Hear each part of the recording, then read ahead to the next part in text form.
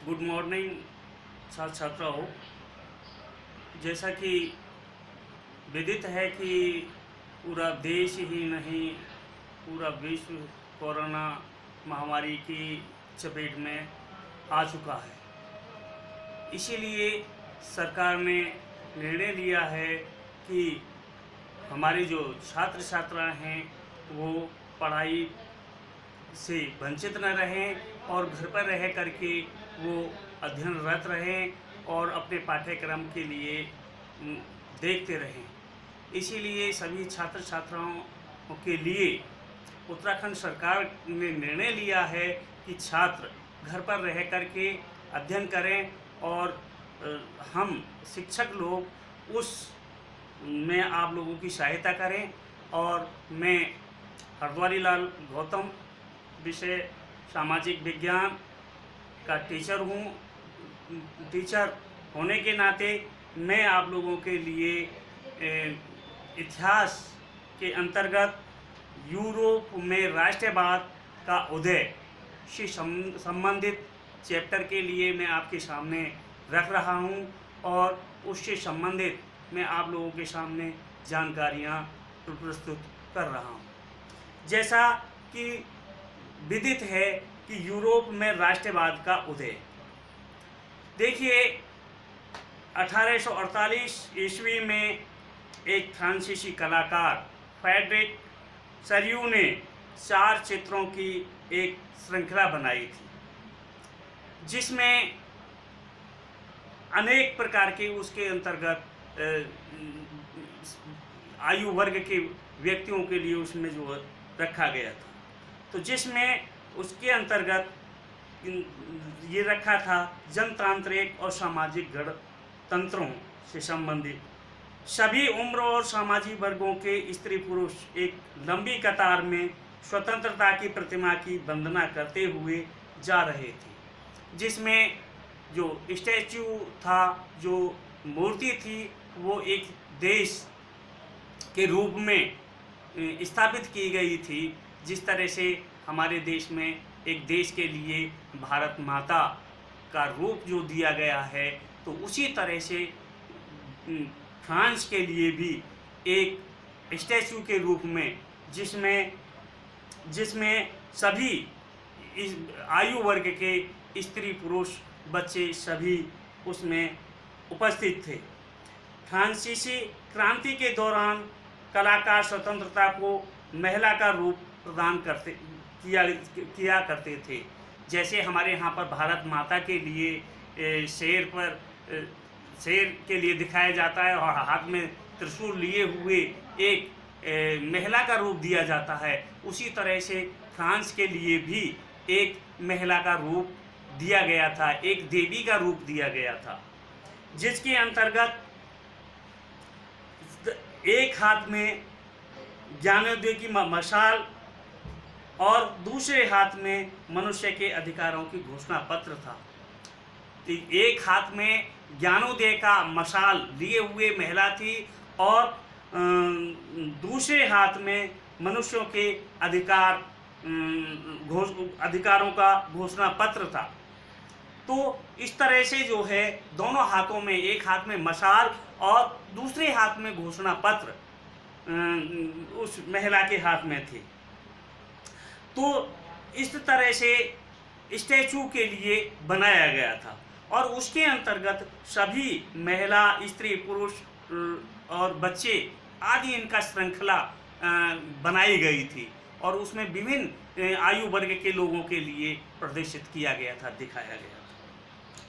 अब आगे मैं बता रहा हूँ कि जमीन पर निरंकुश संस्थानों के ध्वस्त अवशेष बिखरे हुए थे और उस मूर्ति के सामने जो जमीन पर निरंकुश संस्थाओं के जो ध्वस्त अवशेष बिखरे हुए थे। निरंकुश क्या होता है? और निरंकुश वह होता है कि एक जिस तरह से हमारे यहाँ पर प्रजातंत्र शासन है, सभी के जन समुदाय के रूप से शासन के लिए चलाया जाता है, लेकिन राजतंत्र के अंतर्गत ऐसा नहीं होता है। राजतंत्र के अंतर्गत एक निरंकुशता आ जाती है, जिसमें राजा निरंकुशता के रूप में कार्य करता है और जनता पर एक तरह से अपने अंकुश रखते हुए कार्य करता है। ऐसी सरकार या शासन जहां सत्ता पर कोई अंकुश न हो, उसके लिए निरंकुश सत्ता कहते हैं। यह चित्र एक कल्पना 10 यूरोपिया है। एक ऐसा समाज की कल्पना जो इतना आदर्श है कि इसका साकार होना लगभग असंभव होता है। आगे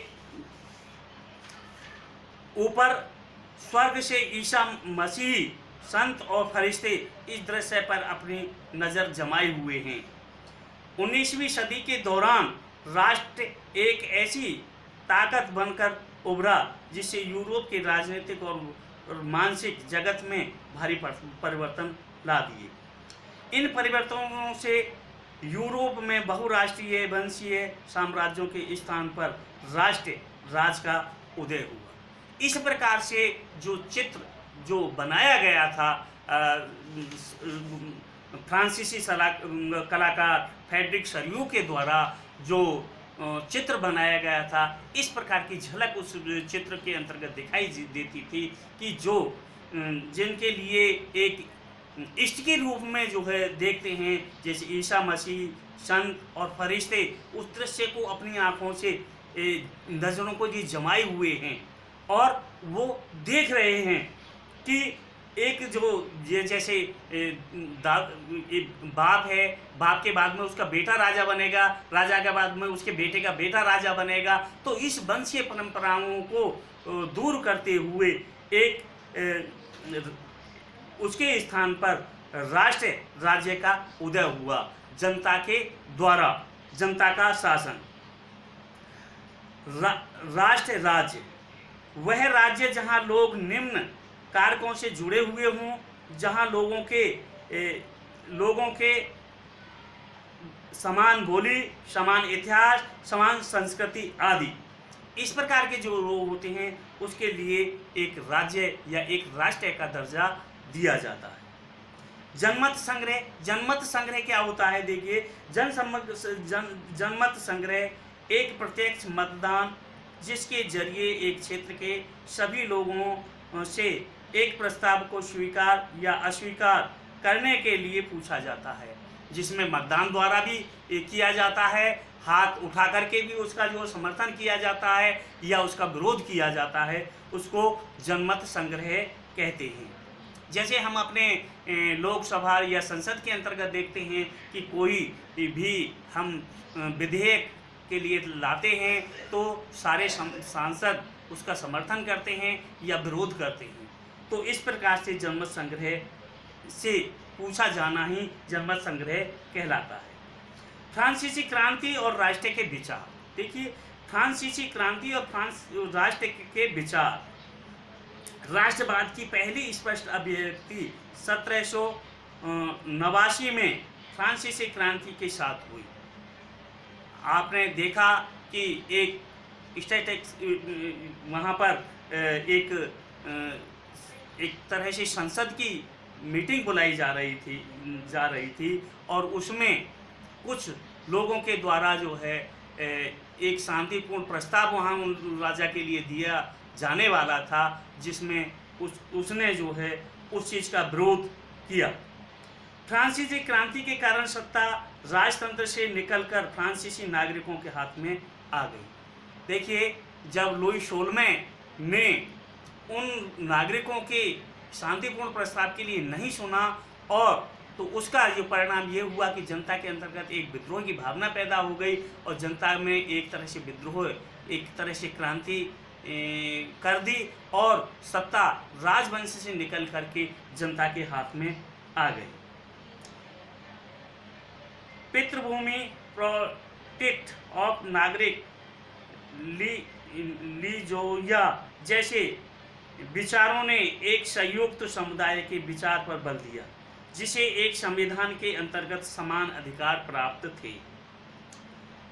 फ्रांसीसी क्रांति के बाद आए बदलाव। देखिए, फ्रांसीसी क्रांति के बाद समाज के अंतर्गत, फ्रांस के अंतर्गत बहुत सारे बदलाव आए, जिनमें से निम्नलिखित इस प्रकार से। सत्ता राजतंत्र के लोगों के पास आ गई। नया राष्ट्रीय ध्वज लागू हो गया। सभी नागरिकों के लिए समान कानून बनाए गए। आंतरिक आयात निर्यात शुल्क समाप्त कर दिया गया। जो देश के अंतर्गत आयात निर्यात किया जाता था, उसके अंतर्गत जो शुल्क लगाया जाता था एक ही देश के अंतर्गत, उसको समाप्त कर दिया गया। नई संस्कृतियाँ रची गईं, शपथ ली गई, शहीदों का गुणगान हुआ। भार तथा नापने की एक समान व्यवस्था लागू की गई। क्रय तथा राष्ट्रीय भाषा बनाया गया। स्टेट्स जनरल का चुनाव सक्रिय नागरिकों के समूह द्वारा किया जाने लगा और उसका नाम बदलकर नेशनल असेंबली कर दिया गया। देखिए, स्टेट्स जनरल की जो पहले नियुक्तियां होती थी, वो राजतंत्र के द्वारा अपने कुछ जो सामंती लोग थे उन लोगों के लिए चुन लिया जाता था। उसमें पोप की सहभागिता भी ज़्यादा अधिक होती थी और सामंतशाही लोगों का अधिक से अधिक उसके अंतर्गत सहभागिता होती थी। इसलिए उस राजतंत्र के अंतर्गत उन लोगों से निकल करके जनता के हाथ में आ गई और जो स्टेट्स का जो चुनाव था वो एक चुनाव सक्रिय प्रणाली के द्वारा होने लगा और उस स्टेट्स के नाम बदल करके नेशनल असेंबली कर दिया गया। क्रांतिकारियों ने यह भी घोषणा की कि फ्रांसीसी राष्ट्र का यह भाग्य और लक्ष्य था कि वह यूरोप के लोगों के निरंकुश शासकों से मुक्ति कराए। फ्रांस में राजनीतिक उथल पुथल का कायदे नेपोलियन ने उठाया और वह फ्रांस का अध्यक्ष बन गया। 1789 से लेकर के 1800 की शुरू तक उथल पुथल फ्रांस के अंतर्गत बहुत उथल पुथल होने लगी और 1804 ईस्वी के अंतर्गत नेपोलियन बोनापार्ट का उदय होता है और नेपोलियन बोनापार्ट उस उथल पुथल का फायदा उठाते हुए फ्रांस का शासक बन जाता है और नेपोलियन ने अपने राष्ट्र के लिए, अपने देश के लिए बहुत कुछ किया। और इसका जो मैं आपके लिए बता रहा हूँ कि 1799 से लेकर के 1815 ईस्वी तक जो फ्रांस का शासक रहा वो नेपोलियन बोनापार्ट रहा। 1804 की नागरिक संहिता, एक समान नागरिक संहिता का श्री गणेश किया गया, जिससे कि नागरिक संहिता के नाम से विख्यात हुई। जनों पर आधारित विशेषाधिकार समाप्त कर दिए गए। जैसे राजा का पुत्र राजा होगा और मंत्री का पुत्र मंत्री होगा, इस तरह का जो जन्म पर आधारित जो विशेषाधिकार था उसके लिए समाप्त कर दिया गया। कानून के समक्ष सभी को बराबरी का अधिकार दिया गया कि कानून के समक्ष सभी बराबर हैं। संपत्ति के अधिकार का सुरक्षित बनाया गया, संपत्ति के अधिकार के लिए सुरक्षित बना दिया गया। प्रशासनिक विभाजनों को स्वतंत्र बनाया गया, जैसे न्यायालय, चुनाव, इस तरह का जो प्रशासनिक विभाजन थे उनको स्वतंत्र बनाया गया। सामंती व्यवस्था को ख़त्म कर दिया गया।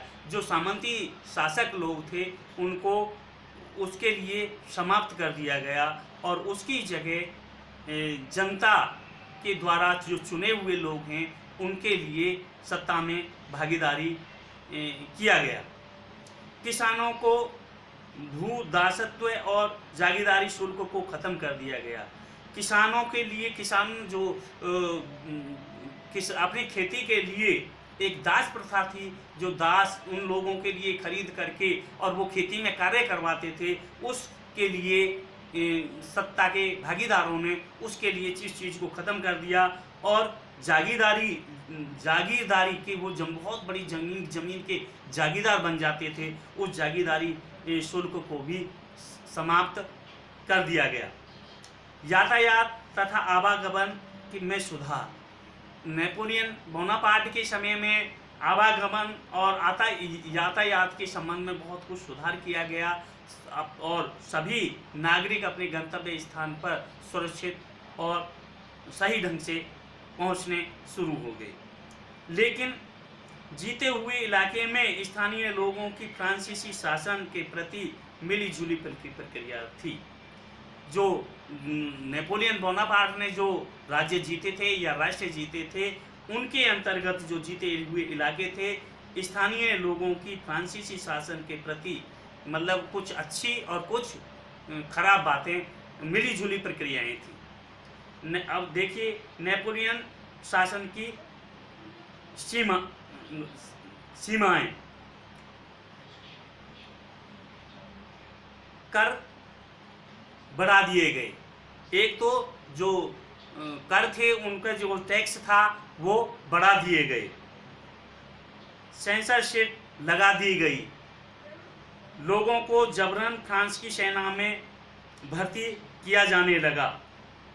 यूरोप में राष्ट्रवाद का निर्माण। अब यहाँ पर देखिए, यूरोप में राष्ट्रवाद का, एक राष्ट्र के प्रति जो प्यार की जो भावना है, उसका उदय होता है कि मध्य 18वीं शताब्दी में कोई भी राष्ट्र राज्य नहीं था।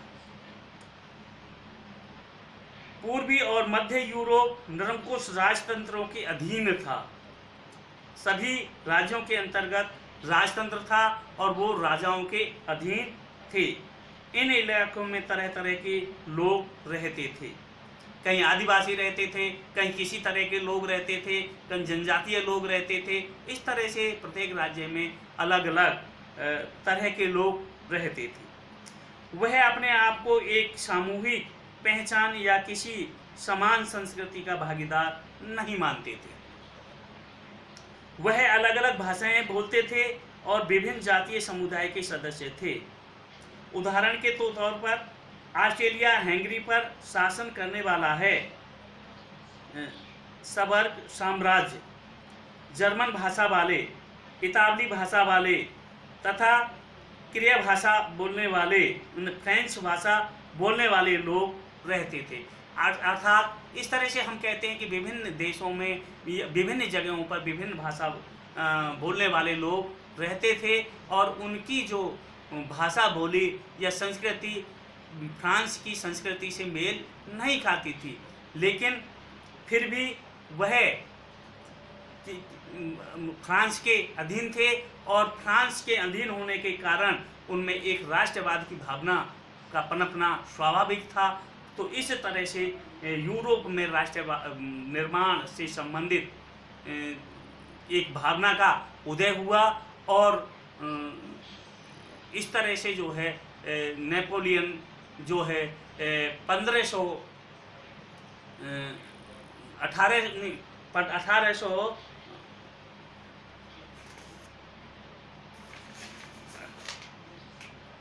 1815 ईस्वी में वाटरलू के युद्ध में परास्त होता है और नेपोलियन का अंत हो जाता है।